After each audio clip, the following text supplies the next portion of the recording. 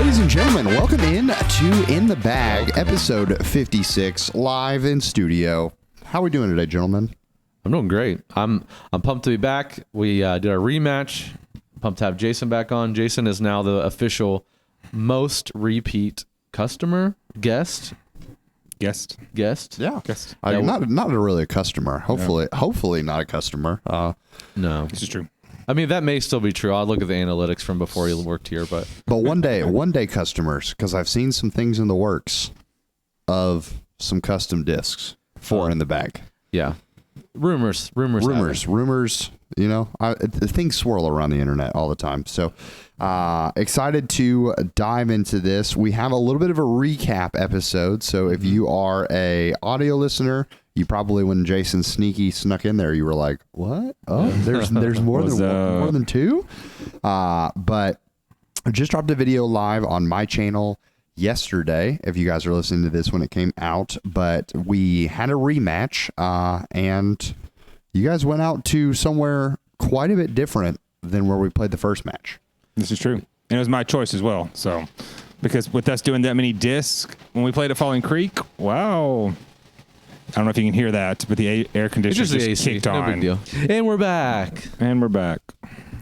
New London. New London. That's where we are. Just so you can see all the discs we threw, because we threw a bunch of discs. Yeah, we threw a lot, and the first challenge we did, we had to throw each disc one time. There were going to be so many throws that we threw each disc twice this time. So a little bit different format. The first one, we kind of just drafted discs that we'd recommended to guests. Yeah. This second round, we actually draft a little differently. We could use any disc that wasn't currently in our bag, but we could only use one disc per designated manufacturer, and 2 guest picks, which, you know, Trevor and Hunter picked 2 discs each to randomly throw in our bags, and they didn't know where they were going, so that was kind of interesting as well. But before we dive completely into the episode, as always, we have to thank a very special sponsor, Flippy Disc Golf. Thanks for being the official apparel sponsor of In the Bag. You can obviously find this cool Robbie C merch here. I wore my Flippy shorts in that video. Yeah, so you did. Yep. There you go, Flippy. Very comfortable shorts. I love them for disc golf and jiu-jitsu because they're just extremely stretchy and comfortable. In the Bag merch there, Foundation merch there. Make sure you check out the Foundation merch that's popping up for the Bogey Bro battles on some iconic courses. You have the Robbie C collection. You have the In the Bag collection. Just make sure you check out that. There's a link in the description. Save you some money as well. Thank you, Flippy Disc Golf, for always being a supporter of In the Bag since the beginning. Yeah, I mean, Aaron crushing it. If you want custom designs, I ended up wearing one up here yesterday. I went to a tournament and the players pack had custom Flippy jerseys in it, and just the fact that Aaron really is willing to like do such a small run for you, custom stuff. It's so hard to find that in an affordable place out there in the world, and that's outside of disc golf. Yeah. So super, super cool. Super, super grateful for that. And you probably still have some time if you're looking for like a very specific Christmas gift for a loved one. A custom jersey, you can do one-offs for that special disc golfer in your life. So make sure you check out Flippy. Use the link in the description to save you a few dollars as well. I love it. So looking at this, the bag setup, let's talk. First off, you guys, the first time you were playing Falling Creek, so a little more of I would say a straightforward course in terms of you. The basket's out there, but the shot to get to the basket isn't so defined. Right. Yeah. New London, all disc golf courses to a degree are straightforward, right? Like in terms of, okay, I'm here and I need to get there in as few strokes as possible. But New London has a ton of OB. And I think when a lot of people think of New London, you would think woods golf. Yeah. But really, y'all only played like 2 wooded holes? 1? Really 1. Yeah, of the wooded holes, just because of 17 the 17 is right. extremely wooded. The back 9 is more the wooded side of the woods golf for New London, and we played 17. So yeah, the interesting thing about New London is you have to like have the ability to throw decently far, even from the short tees, and also be very aware of your shot shaping and shot selection. So I think that's what, to me, adds the difficulty, you know, because Falling Creek's not a long course per se, but it's not a short. It's like, I would call low medium, like distance wise, but there's a lot of error you can make. You can just kind of chuck it on a few of them and just see how far you can throw. Yeah. New London's not like that. You have to have the distance, but you have to be able, and a lot of the times if you don't have the distance, you have to make the choice to throw very short selective shots to place yourself ideally for your next shot, which is, I think again, where some of the extra strokes come from for people who can't throw far and accurate. Yeah. Totally. And so y'all played 8 holes for this challenge? Correct. Yes. Played 8 holes, and I think about like when you're at Falling Creek, if you mess up your tee shot, you're now playing for par, kind of a deal. Yeah. Whereas at New London, you mess up your tee shot, and you're now playing for bogey. Yeah. Or double bogey. Yeah. Which hole it is. Depending on which hole it is. Yep. That is so true, because after 8 holes, if you're listening to this, where I'm not going to even say spoiler alert, like, this is a discussion about what went down. So now's your opportunity. The link's going to be in the description. Go watch the video if you haven't yet, and then come back and listen to this episode. But yeah, so both of you ended up over par, which honestly makes a ton of sense. Like at that course, ending even from shorts, ending under par is you have to play a really good round. Yep, right. And so I want to start with putting putters, because I know that the first time we did this, you guys, neither of you really had a putting putter that you were stoked about. Right. Especially, weren't you putting with a premium plastic? I was putting with a premium pure. Yeah. I was putting with. Not ideal. Okay. Yeah. So this time around, looking at it, Jason, you had 2 base plastic putters in your bag. The Sensei and the PA3. And was your fudge base plastic, or was it premium? No, it's premium. Okay. So Brad, you ended up with the Chally SS. Right. But that was my last pick, I believe, if you remember, right? Yeah, I think or so. Very close to my last. Yeah. Because I was trying to sort out specific spots that I struggled with last time, and I knew I could probably. But to your point, I wanted to find a decent putter, but I think we've seen and felt enough in the warehouse. And like, I could putt with that. That I was like, kind of leaving that as my like last kind of grab that I needed to make sure I didn't need anything else more vital from another manufacturer. Yeah. But it was my first one was a Sensei from the first challenge. It was a active Sensei. Yeah. Fine. But I don't know. It was just like a little shallow, so I didn't like love it. And I would definitely say I was less confident. The Chally SS, which I've messed around in my early like disc golf days, putting with Challenger SS. And I used to throw a Challenger OS before the Envy came into my life. So I was kind of already familiar with that grip. So that definitely, there were some putts I made that I definitely felt more confident trying to give a stab at in this challenge than last challenge. I just didn't feel confident at all putting. Yeah. How about you, Jason? The PA3 is definitely one, and the PA3 I ended up using was the Special Run Gannon Burr from this last year I borrowed from Brad, which is a cool disc anyway. But it felt really good, and so I was happy with it. And the Sensei I borrowed from Brad as well, and it was a little beat up as well, so I think I putted a couple times with it. I wish I'd thrown the PA3, but just the way the course went that day, I was using it as a putter. But it's one that, I didn't love it, but I could definitely putt with it. So any putting woes that day were not the putter's fault for sure, because it felt just fine. It had a bead, and I've been talking to Nate lately in the warehouse that I could probably putt with a beaded putter, I think. So for the longest time, when people talk about beaded versus beadless putters, I was so honestly annoyed when people tried to say like, oh, I love beaded putters because I just get such a clean release out of them. And I was like, I would think it'd be the opposite. Mentally, I would think it'd be the opposite. You have to get around more plastic. But then it was realizing, what the bead really offers is whether you set your finger on the top of the, the top of the bead, I guess is the best way to put it, like in front of the bead, or you put it all the way around the bead. For me, when I putt with a beaded putter, because the bead rests in this, like, I don't even know what the lines on your fingers are called. Like crook is, I'll just use that word, but like that last crook in my finger, the bead sets in there. Yeah. Mm-hmm. And because of that, when I go to grab a putter, I know where that's supposed to sit. Yeah. So now I have the same grip on my putter every time, as opposed to, I'm just a little more I've gotten a little more inside of it. Yeah. So now it's going to fly different. It's going to release different.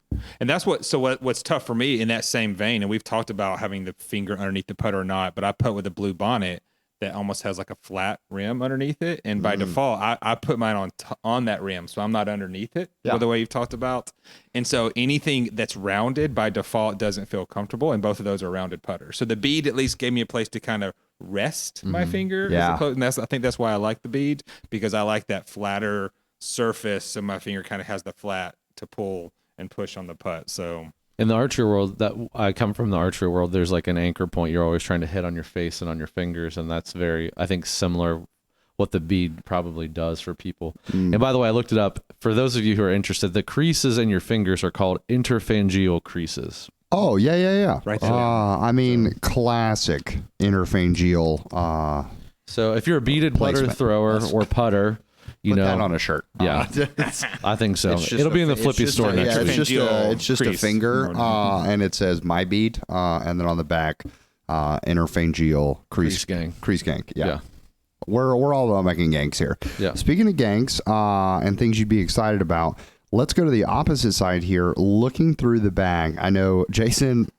I have an idea on this one, but because it's the only disc in the video that you were like, I have this disc again. How did I get this? Why do I keep getting this disc? And honestly, that's on me, guys, because I'm the one that drafted the discs. So we're going to talk about discs that you were really grateful to have in your bag. That we're going to sort these into 3 categories. Discs that you were like, ugh, I would never willingly have this in my bag. Didn't like it.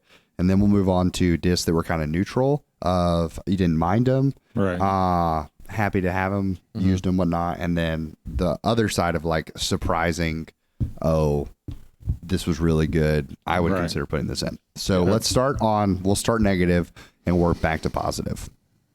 Who wants to go first? I'll go first because we know you've already alluded to it. So it's the Mamba. So if you've watched both the videos, it's a star Mamba. Now in the first video, I threw it once and I threw it really well. But it's just a little too shallow for me. And it feels great in the hand, but it's just a little too shallow. And obviously, I'll be totally transparent. It's a mental thing at this point. There is no doubt it's a mental thing. Because even when I saw it list, I was like, really? This is a joke, right? You playing with me? Because you know I don't like this disc. But the Mamba, in again, it's much more mental than anything else. Because I like the way it was a beat-in Mamba, so the star felt really good. And when I did throw it well, it was well. But I threw it worse more times than not. And so that's the only. And then the Sensei, like it didn't feel like it's more neutral, but it's more like I would probably never go try Sensei again because there's no reason to try. Nothing about it said, oh yeah, I really like that. So it's more barely negative, and that I have no desire, no reason to even mess with a Sensei again. I will say this though, the Mamba is no longer with me. I happily passed along, and the Trash Panda Patreon used disc swaps. So Wade Shields, who's a foundation guy, he may be a Robbie C guy as well, but he's also a Trash Panda guy, has that disc. And I wrote a little note saying, I hope it works better for you than it does for me. So That's awesome. Brad, how about you? I don't know that I was really super displeased with any of my discs. I guess I'll probably put the M4 in that category. It was fine, but it definitely is not making my bag. It's not like, I don't know. I just think I like disc in that slot better. It's not that the M4 is a bad disc at all. I just have disc I like in that slot better. I think just the hand feels a little off for me. That's all. Yeah. And that's such a good note in that there are a lot of discs in that category. You have, like, I'm trying to walk through because I always, in my mind, the M4 is very Mako 3-esque to me in terms of it gets slotted as being this super understable disc, but I don't think that the M4 is inherently, like, for most arms, is not going to be that understable disc. So, but it is one that I think gets overlooked so fast. Prodigy in general gets overlooked really fast. Especially their new plastic, now they fix some flashing issues. There's a lot of good stuff, but yeah, and this is one of the newer ones, I believe. So it felt fine. I think the bevel was weird for me. Again, my personal hand feeling, not against Prodigy, but I think Hex is kind of in that category, sort of. Yeah. Pathfinder's kind of in that category. Like Buzz SS is in that category. Yeah. The Bounty by Dynamic Discs is in that category. MD1. Yeah, like there are the J. Yeah, J. That's an underlooked disc, by the way. Yeah. So just a ton of options there. So if you never tried an M4, I remember when I first got into, I had like, I think 1,000, 1,200 followers on Instagram, and I messaged Prodigy and I was like, hey, what discs would you like recommend for if people were checking out your lineup? What would it be? And they sent me, I'll never forget, they sent me a 30% discount code to go buy discs from their website, and I felt like, ooh, I have made it. Here we go. And I bought an A2, an M4, and an F7.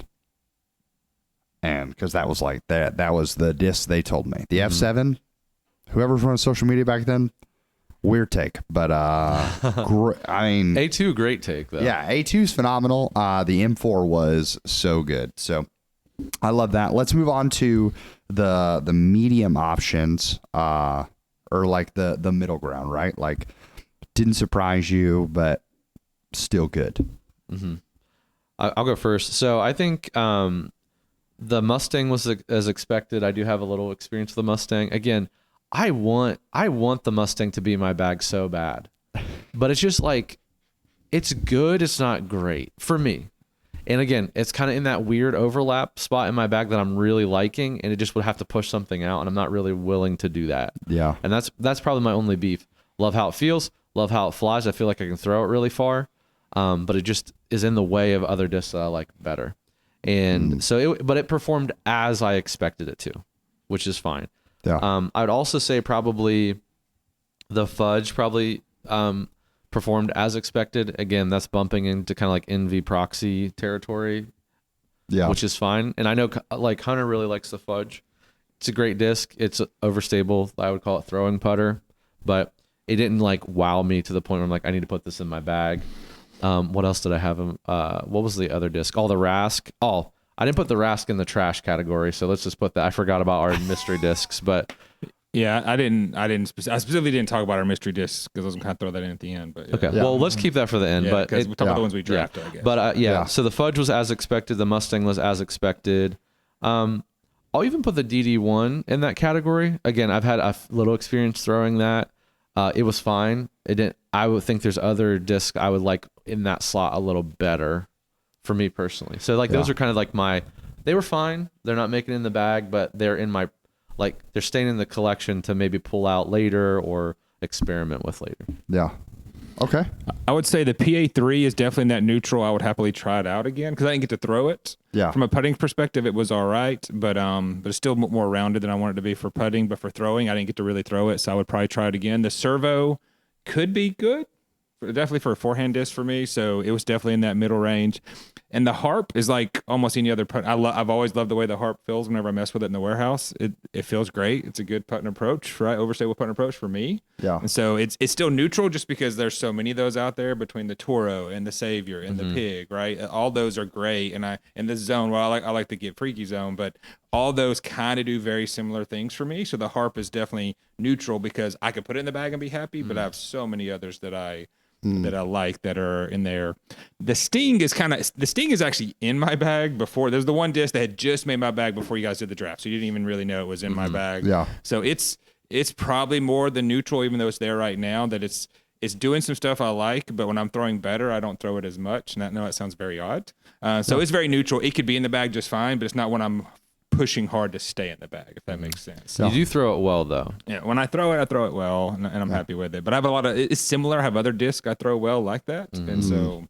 Is it ESP Sting? It's ESP, yeah. Yeah, the thing about an ESP Sting is that I feel like they fly really, really well for most people. Anyone can use an ESP Sting. For some people, it's going to be a roller option, but it flies. It's a great option. But when you say that, like, I'm throwing well, I throw it less. I think the thing about the ESP Sting especially is when you loosen up and you're really getting snap on the disc, which is what happens when you're in a flow state and you're throwing well. Obviously, you're getting more out of your disc each time because you're no longer tense about it.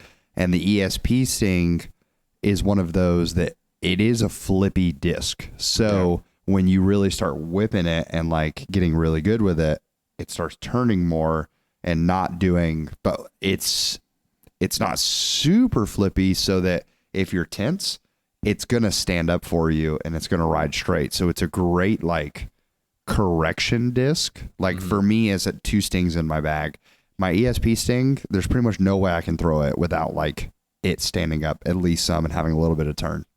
Yeah.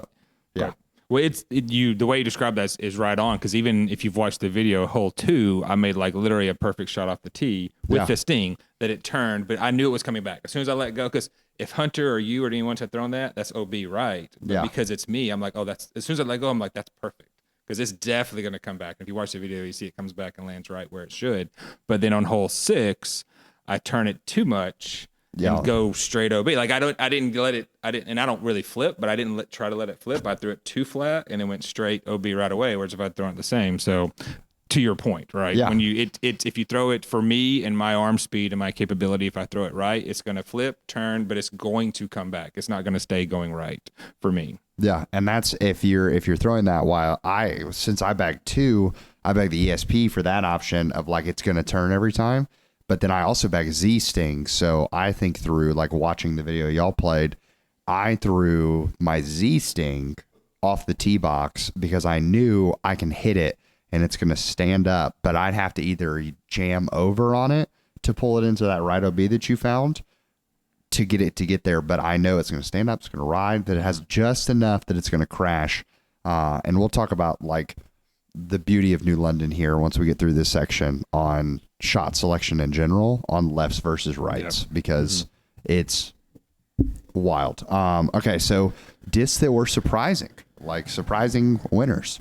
Surprising. I'll go with this one. So the surprising winner. So the Barry. I guess I'm not surprised, but I am surprised because I hadn't thrown the Barry yet. I'm a mid-range guy anyway. I throw a lot of mid-ranges. I love mid-ranges, and throwing the Barry, even though I didn't throw it, I threw it that day. If you watch that video, I'm throwing much more Hyzer, and I don't Hyzer flip. So by default, if I'm throwing Hyzer, it's not going as straight as it should. When I'm throwing better, as I've been the last few months, I'm throwing much more flat because I don't Hyzer flip. If I had thrown the Barry a little bit flatter, wow, it still flew really well for me. So that was I say it's a surprise in that I hadn't thrown the Barry, and it could definitely go on the disc in my bag. I have a lot of mid ranges that the Barry does the same thing, so that's what's tough, because I could put that Barry in my bag today and be happy.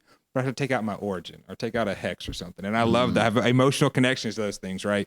So the Barry could go in there. The Lobster, of course, I'm an MVP guy. I know that's mint, but it's basically the same. Once they drafted this, I had borrowed Nate's lobster in every throw. I was throwing it when I was throwing well. Before then, I was like, wow, I love the Lobster. I really didn't want to give it back to Nate. That's how much I love that, because we don't have any in the warehouse. That's how much I loved that disc.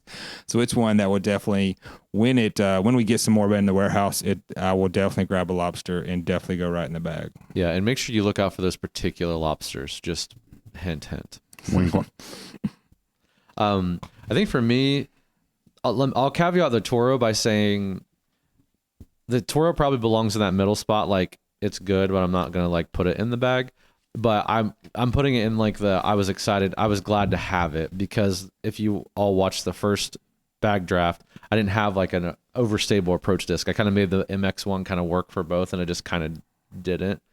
So it was nice. I lean on my zone a lot in everyday play, so that it was nice having a Toro. Because again, we couldn't have discs that were already in our bag, so I couldn't have the zone.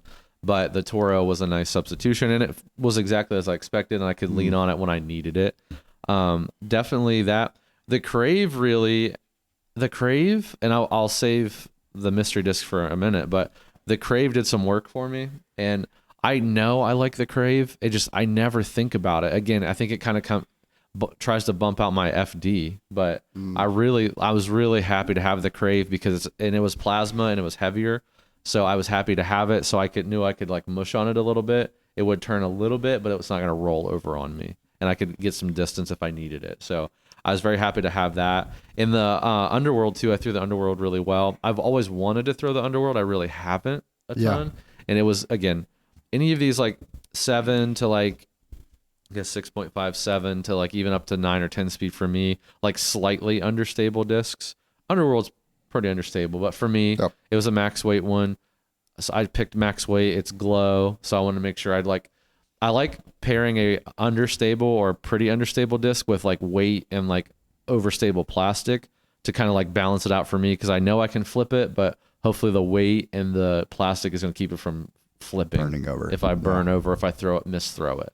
And then Challenger SS came in clutch for me. I needed a good putting putter, and I was happy to have that for sure.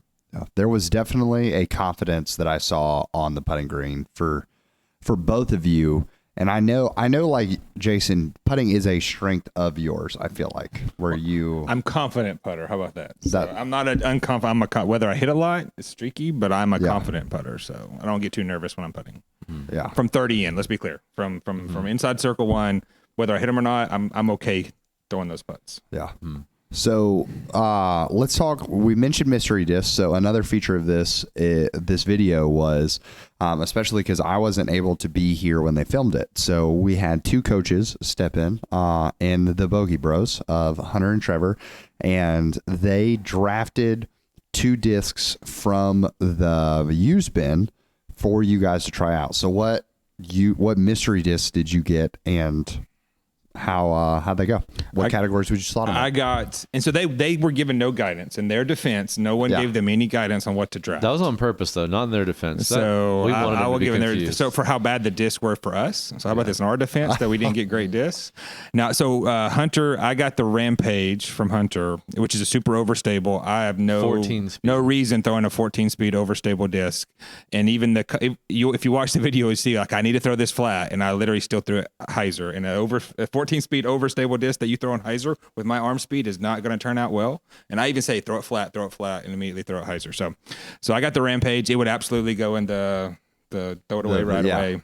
And then I got the Yukon hammer from Trevor, which I've always liked the way the hammer felt, and it's a super beat-in hammer on top of that. And I actually threw it a couple times, not well a couple times, but that was my fault. So the hammer absolutely could be in my bag if I had one to mess around with. So it was the surprising one because we don't have too many Yukon anymore, but when we had that hammer, it always felt kind of good. And so it definitely, if I messed around with it more, I could see it being in the bag for those unique, touchy approach things.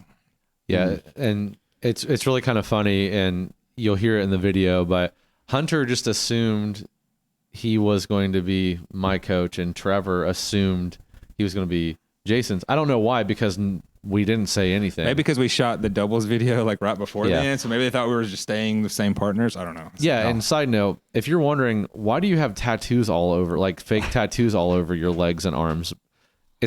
We shot a doubles Hyzer Club doubles battle. It was Hunter and I, and then Jason and Trevor, and we were dressed up for Halloween. Yeah. So Hunter, we were finish line and runner. So Hunter dressed up like a runner, and then I decided to play off a little bit, and I dressed up as Drew Gibson, finish line himself.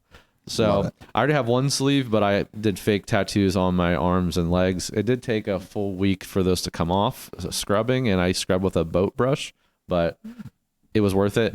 Jason was Nick Saban, and then Trevor was Matteo. But yeah, so that's probably why they assumed we were going to be on teams, because that was the plan for that day. Well, they were wrong. And here's what I like to say. Hunter was supposed to be my coach. Yeah. And he picked a Legacy Rampage, which is what Jason was talking about, and a Rask from Castoplast. So you leave in the comments, was he trying to sabotage me? I think the answer is yes there. Yes. And then Trevor brought a Yukon hammer and then a Monarch, which is a flippy 10-speed, correct? Yeah. I think it's a 10-5 -4-1. It's flippy for sure. Yeah, flippy fairway drive, control driver. And has slot. a groove. It has a groove, and then also obviously the hammer, which is overstable approach. So I feel like Trevor was trying to help. Yeah, both those things are helpful. So. Yeah, and you threw the Monarch really well. So yes, so I ended up getting the Monarch and the Rask because we just basically made them each pick a disc to give us. Yeah, which was fine. Yeah, the Rask garbage. I just threw it on a couple upshots that I knew I had to pitch out just to get rid of it. Hey, if you throw the Rask, God bless you, child, but that's not for me. I think it feels terrible. I get the concept, it's just not good. Yeah. And then the Monarch, immediately when I grabbed it, I said, "Ooh, gross." But it would go in the like, "Hey, this was great and surprised me" category, because it was a flippy. It was enchant plastic. I think I could see barely. It's like 172 weight, and it did a lot of work for me. Like after a few throws with it, I was really confident, and because Trevor's like, "Hey, just trust me. It's a flippy fairway control driver. Just like throw it like you would like your jackalope or something." And I'm like, okay. And I think I threw it on a hole 3, maybe 3 or 4. It's hole 3. You threw it on 4 for sure. 4 for the turnover. Yeah. You threw it for 4, the uphill. Yeah, par 3. You threw it there for sure. Yeah, 4, and I was just like, okay, I'm just going to throw it. And I threw it uphill and it turned and was beautiful. And I'm like, on the tee, I'm like, okay, do not think about the grooves. Do not think about the grooves. Just throw the disc. Yeah. And I did. And hey, it's amazing when you throw a disc really well, how like that, the hand feel kind of disappears a little bit. Yeah. So I get it, Prodigy people. Prodigy people. Well, and the hand feel is a thing that I am just, especially I get it on putting putters because almost all putting putters are going to fly the same inside the circle. Like there's going to be little differences, and I will be one of the first people to say like I've switched from daggers to PA3s for a little bit because the daggers glide a ton and I could just get lazy on my putt. Whereas the PA3 actually makes me stay committed to the putt. That's one thing. And I don't know if you felt that of like, if you don't give it enough juice on the putt, it's a dead duck, like just falls out of the sky, which is nice. Very different than the dagger, but hand feel, I get it there. My soapbox is, especially because tech disc has been around, and I'll have people come in the shop and be like, oh, I would use tech disc, but you have an Undertaker. And I just don't really like how the Undertaker feels in my hand. Yeah. And I want to be like, bro, if you walked into the PGA Superstore and you were like, I need help, I need to get fitted for clubs, and they handed you a club, they would be like, all right, swing. We need to see what your swing looks like. You don't look at them and be like, yeah, I'm sorry, Brad. These are Mizunos, and I'm much more of a TaylorMade guy, so I think I'm going to need a different disc or a different club. Yeah. No, you just grab the disc and you throw it. Right. And so hand feel, yes, matters to a degree, but you got to throw them. Yeah. Because there are discs that don't feel good that throw really well for me. First one I'll mention, Stalker. That beat is so weird. Like it's so weird. Agreed. But I challenge anyone to grab a Stalker and throw it and not be in love. Like it is such a beautiful disc. Challenge accepted. Yep. That's good. Here for it. So, okay. So last thing I really want to like focus on, because I think it's been a really good episode talking through like what to look for when you're throwing and final thoughts. But when we look at a course like New London, both of you like having flippier discs in your bag, neutral to understable, because it helps with distance, things like that. A course like New London, especially the holes y'all played, I mean, the first, pretty sure for almost all but hole 4, the right side of the fairway is OB, like for pretty much all of them. And so you have a world where if you flip it up too much and you go right side, OB is waiting. Right. But left side of the fairway is an OB, but it might as well be because most of the times you have to pitch out. So as people who like neutral to understable discs, what are you thinking about and what were you thinking about as playing that course? Because it's a very tough balance of struggle on both sides. Yeah. Because we've played it enough, thankfully, we both played New London a lot. We already have an idea, so come up to it. We don't have to think too. We don't have to do deep strategy, at least not for me. But I'm oversimplifying this, but it was basically like I would love to hang the right side and drop it left because I knew that day I wasn't throwing. Because I knew from the beginning I wasn't throwing very flat, so the right was never really. Even though I went right, it was a missed throw, not a throw that was well that I slightly.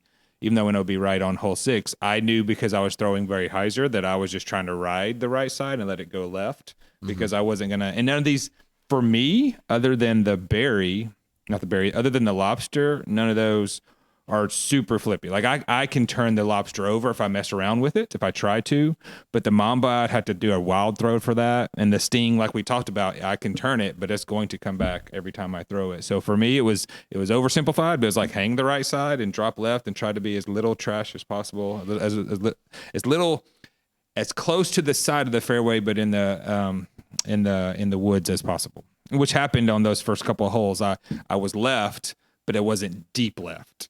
And my throws were Hyzer, and they went right, and I was okay, so I could still pitch out and get those pars on specifically 1 and 3. So yeah, I think for me, one thing was, I think if I play a solo round or I'm playing with people and like I'm responsible for my own destiny and I don't have a coach in my ear, I think oftentimes I try to like, yes, this is flippy, I can flip it up and get more distance and whatever. And usually what happens, I try to flip it up and I just end up throwing it on Hyzer and burn it to the right, and I'm out OB. Whereas Trevor was like, hey, placement here, then that'll give you this shot. Yep. That'll give you this shot. You know what I mean? He's kind of thinking 3 shots ahead for me, whereas I'm not, you know what I mean? So if I'm playing by myself, I'm thinking, okay, here's shot A, and then I'll go to that and then have shot B. Trevor's like, all right, to get you to shot C, we got to throw shot A and B. And I think that was helpful. And I think what's cool about also having, for me and my arm speed, if I have really overstable disc, that disc is only going to do one thing for me, and that is going to finish hard left if I throw it on backhand. Yeah. Having neutral to flippy discs, yes, I can get them to go relatively straight with a little turn. I can get them to turn. I also, if I like throw them on Hyzer and like back off on power, I can give them a little overstability too. So I think the understable category is more like I can manipulate the disc a little bit more. Even just I'm now getting to that phase where I feel like I can to some degree. Whereas an overstable disc still for me is like only for one purpose. So I think just I feel like I have, instead of 20 discs in my bag, when, you know, let's just say half of them are flippy, I feel like I have 35 because I have flippy or neutral discs that can do more than one thing for me. And let me weigh in on this whole, everybody loves, and this is the newbie guy who doesn't throw very fast, right? Or very far. But I love the discussion about, oh, you have too many flippy discs. I'm like, wait, well, define what flippy is, to Brad's point, right? And so like, even when you look at my bag now, people say it's a bunch of flippy discs. I'm like, but if you went and threw those discs, you can still do what you want with them with a lot of the ways. But if you're trying to flip it, but like I watch so many of our guys' videos and other people's, oh, it just didn't flip. It didn't flip. I'm like, well, then I guess it's not a flippy disc. I'm being very sarcastic here, right? People who rein in the concept, who Hyzer flip and rein in the concept, oh, that disc is too flippy. I'm like, well, yeah, you threw it up and it went back down. It's not really flipping. It's just, I say that to say I know where I'm at, and people say, well, those are too flippy discs. I'm like, no, they're discs I'm going to do. Like the uplink, I don't throw as much anymore because I can turn that one for sure. And the Paradox left my bag a long time ago for that very reason, because definitely, even for me, I can turn that and it's going to go harder because I can do a little bit of a forehand now. But I think too many people get caught up on, oh, you have too many flippy discs in your bag. Now, this is from a guy who doesn't have enough stable disc. I acknowledge that. For as long as I've known you guys, I tell you, I need more stable disc in my bag because they do things that I need to be able to do on a course. But you have your Strider now, which is an overstable mid-range, and you throw it well because you've learned how to throw it, which I think is fine. And I'll agree with you. Like I put back in the Vortex and the Diamond are like fighting in my bag right now because that is a flippy disc, because I don't care how easy I throw it, or if I throw it flat, or if I throw it on a lot of Hyzer, it is flipping up and turning, and I have to like try to not roll it over. So to me, like that is like a really flippy disc. But I think the understable, like neutral to understable category is very, I guess at our spot in the game, like very friendly to. Again, I think it's helping me learn my angle control a lot better because I can throw it on different angles. Well, and there's a difference when you're throwing.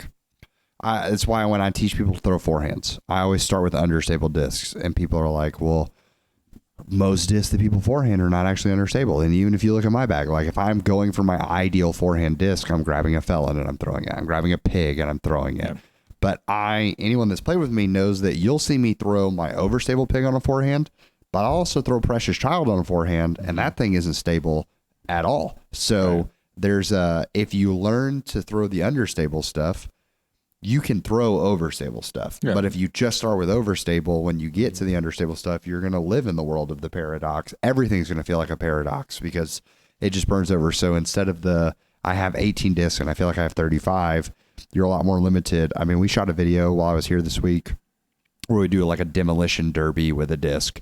And so I have this zone that quite literally the whole flight plate has exploded and opened up. So it just has a giant hole in the middle. And in fact, part of the flight plate is missing.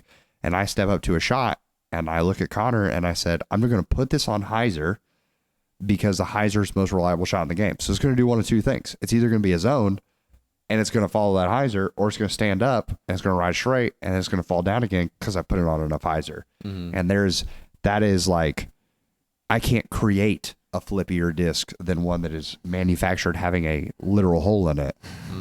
And you can still learning angle control and things like that really throw accurate shots. So that's how I finally learned a forehand. I heard Hunter on a walk through a weekly warehouse live one day recommend a flippy disc for someone on forehand to start learning. And I was like, oh, that's an interesting concept, because I am a Hyzer forehand thrower, and I put the lift in my bag, and it's not super understable, but it's understable, and it's great. It's I can Hyzer flip it up. It's not so understable that it rolls on me if I make an error, and it comes back to the right like I want it to. So I think that's a great point for anyone starting out trying to throw more forehand like drivers, especially. Yeah.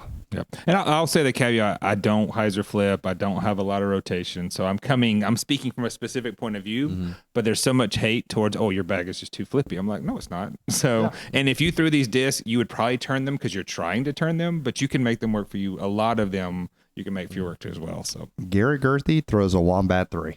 That is all I'll say there. Gary Gerthy throws farther than you. Yeah. And I can say that confidently, because if you're listening to this, Gary Gerthy throws farther than you. Unless you're David Wiggins, he doesn't throw farther than you. And if David, if you're actually listening to this, congrats. Glad to have you here, brother. But like that, and he throws a Wombat 3 that is an understable disc. And so if someone like him can learn to not try to burn something over, you have a hard time convincing me that any disc is too flippy for anyone.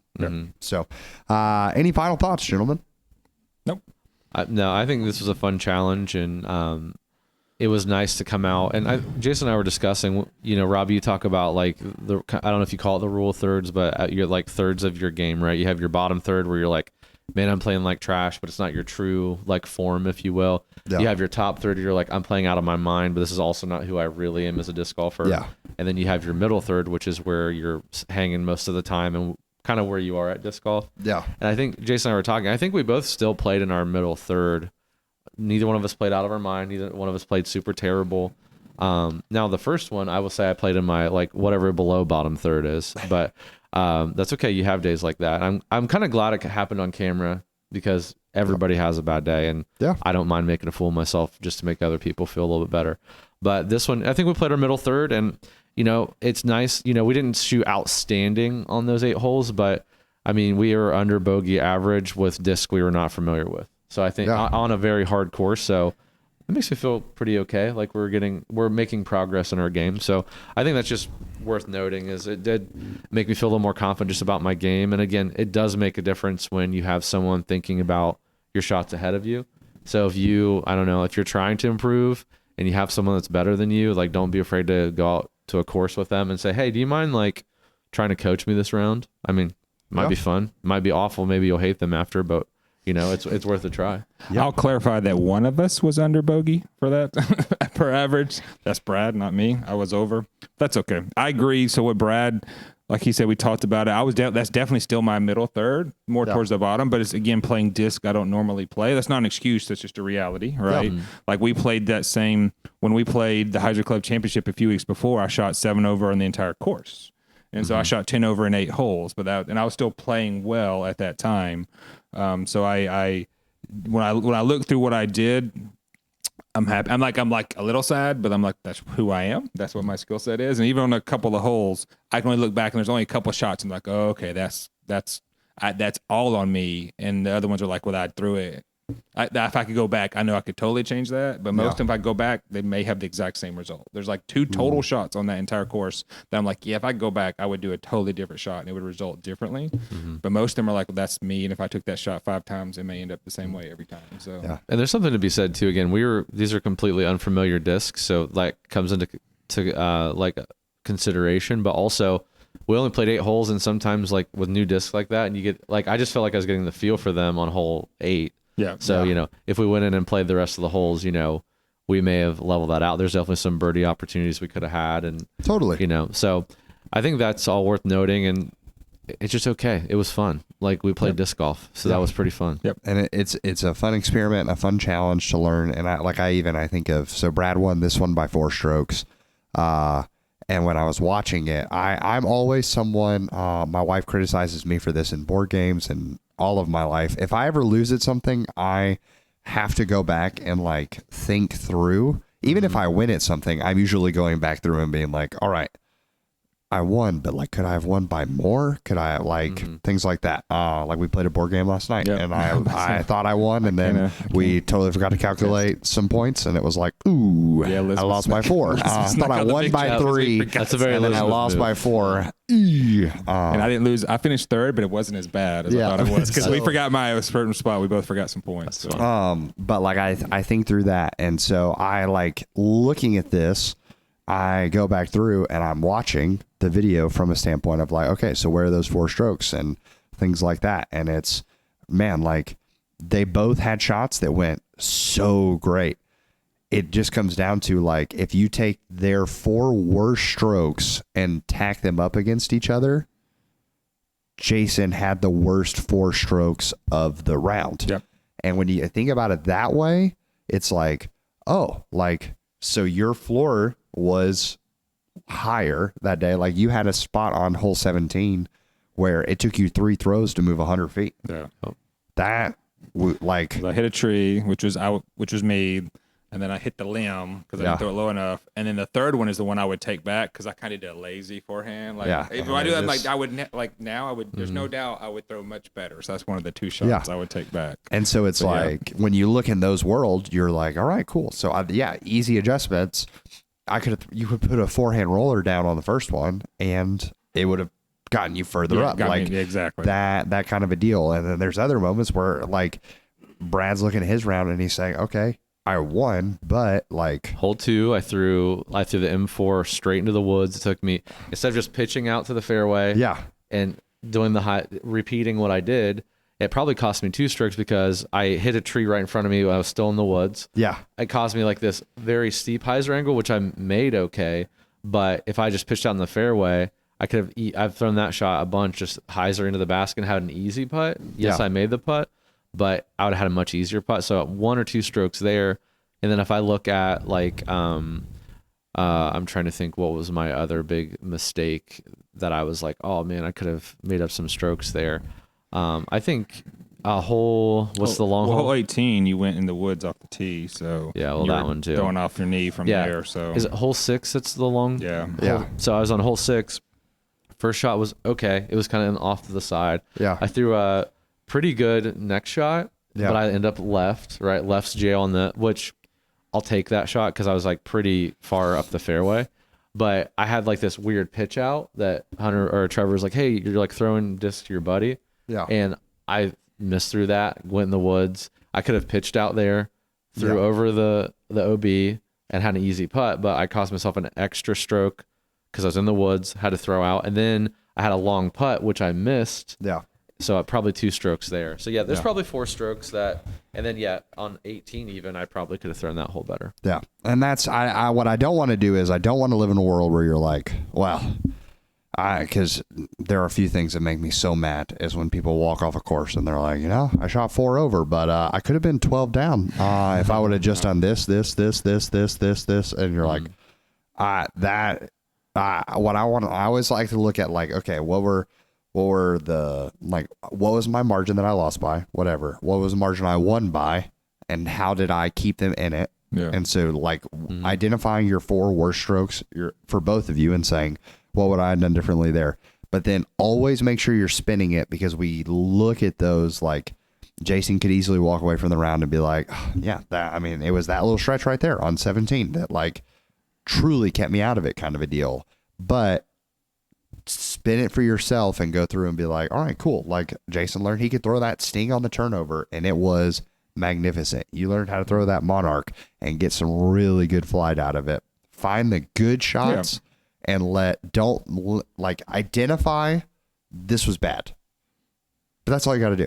Yeah. I like it's then called walk away with the positives. It's called the Oreo method, or the 2 sustain 1 improves, however you want to. That's what sometimes when my boys get down at jiu-jitsu or at disc golf, I'll be like, all right, well, let's do like 2 sustains 1 improve. You did do things that were good. What were those 2 really good things? And then what's something you could have changed? And I think finding the common denominator for me, like I just said it basically, like I end up causing myself more strokes if I don't just pitch out. It's a pride thing. I don't want to pitch out into the fairway. Totally. So in my mind, I'm like, okay, maybe next round, if you find yourself in trouble, just pitch out and just eat the stroke instead of eating 2. Seems simple, but when you're in the moment, you don't want to do that. Yeah. So like that's a lesson learned for me, especially in a heavily like OB wooded sort of technical course. Just pitch out. Just do it, man. It's okay. Yeah. Yep. Well, guys, we're all tied up here.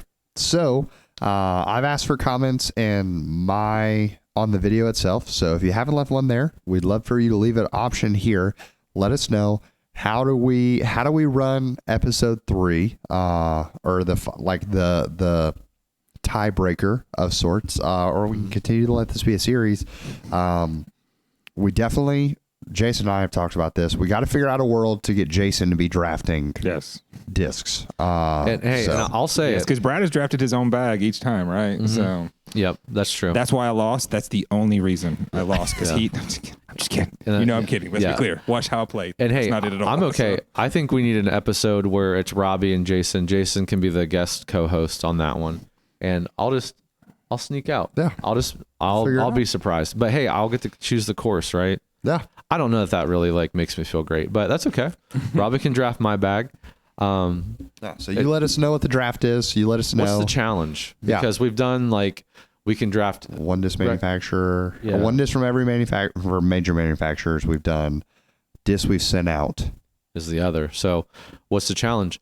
Hey, we're using Disc RPM, by the way, which we're going to shout out in a second, but do we let users submit bags that they would like us to throw and then choose them? That'd be interesting. Having user input to the bags sounds interesting. I think about on Disc RPM, and we can just transition into it because they're trying to roll out a bunch of cool features. Is a really great platform for you to share your bag. Mm-hmm. And we also, on Disc RPM, we have a community, the In the Bag community, which is really, really cool because you get to share your bag. Since we talked about it last week, I mean, they're still trying to like publicly launch the site, and we already have. You guys are breaking it, so thank you. We love your feedback. It allows us to see what you're throwing.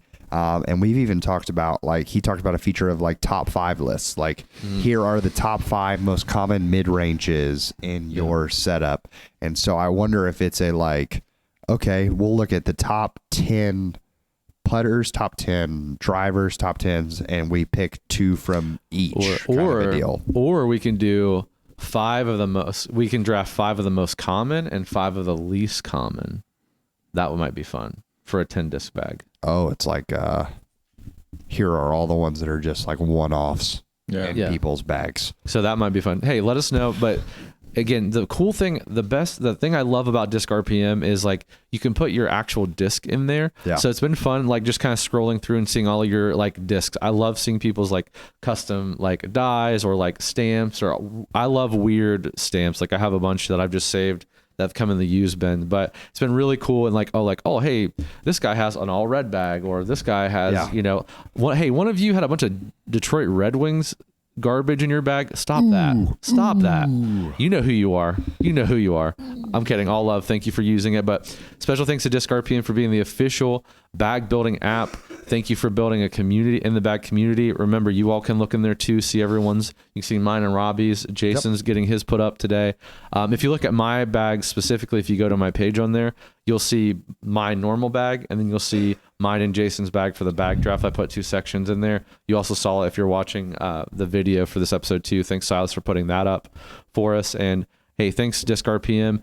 And there'll be a link in the description. It's free. Sign up. Yeah. Put your bag in. It's really fun and like I told David, who's the creator of Disc RPM, that one of these days I'm going to take all my collection and put pictures of all of them in there, so I can just have a repository of them. And what's cool is in the tools, if you have like, hey, here's all of my collection, you can actually move those in and out of your bag. So it's kind of like once you do it, it's in there. Yeah. So a lot of cool features, and he's rolling out more. He's giving us data to do. And by the way, right now it looks like from the In the Bag community, Destroyer is the most common distance driver. So hey, you all throw way farther than me, so congratulations. Yeah, proud of you guys. That is, the best piece of advice I would have is like when you're putting it in the bag, like hopefully it's good, but when you're putting your bag in, is just sit there with your actual bag, because every time you upload a disc, it has the easy feature, like Brad said, of just like take a picture. So it's very simple. It's honestly more work to do it without having your bag sitting right next to you. So super, super cool. And also, if you've used my disc bag, I think a super clever feature that he worked in is that if you ever have had your bag in My Disc Bag, there's an easy import. So like if you've already gone through that effort, so simple to join the community. But some of you can't even put your bag in there because it's not quite settled yet. And you're looking for new stuff to go in. So I get to ask this question to both of them. Hey guys, what's new in the warehouse? Get him, Jason. Yeah, because I've been spending the last few days. We have basically our biggest thing, we have a massive Castaplast restock. It's all live. It's live right now, but when it's there, it'll still be live for you guys who are watching this. Pretty much everything on our shelf, we got a new one of for sure. We're out of Berg X's, I will say that, because we sold those out, but we did get some other Bergs, Rico X's. We got the Kroot, we got the Voss. We only have a few of those in, but we have their newest disc. We have just a ton of discs for Castaplast. We have 3 trilogy stuff that just dropped the day of the recording this.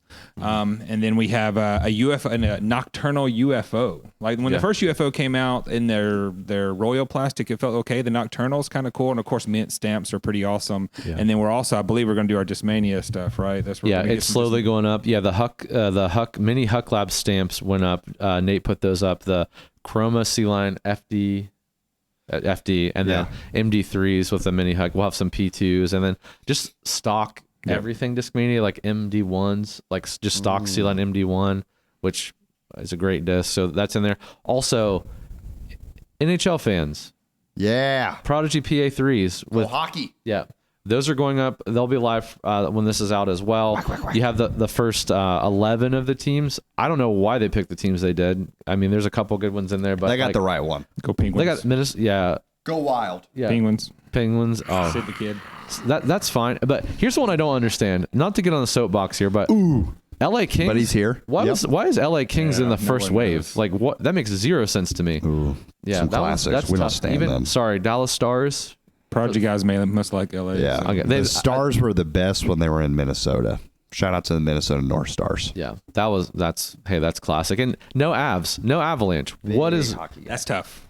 I'll be honest, that's tough. Yeah, and I had to touch all those Red Wing discs. I was very upset. But anyway, if you're into all that, I think it's great. I think I'm personally going to grab one of each just as a little collection. You know what I mean? Like when they put out the Michael Jordan gold-plated cards. Still have those, by the way. I'm just going to do a little collection of those, I think. But those will be in there. We have a lot of other new stuff going up. We have a ton of, like, if you're a Clash disc fan, those will be going up probably the beginning of next week. So we got a big, and then the Daytona from Finish Line. Almost forgot about that. Yeah. That comes out as well. So a lot of stuff in the warehouse, a lot of good stuff. You go on foundationdisc.com, recently restocked is your best friend. Make sure you put in an order. Hey, leave it in the notes. Did In the Bag send you? We'd love to know. Maybe you'll get a free sticker out of it. So let us know if In the Bag sent you. Get it to your house, try it out, throw it in the field. If it's good, what do you do, Jason? Keep it in the bag. All right, we'll see y'all next week.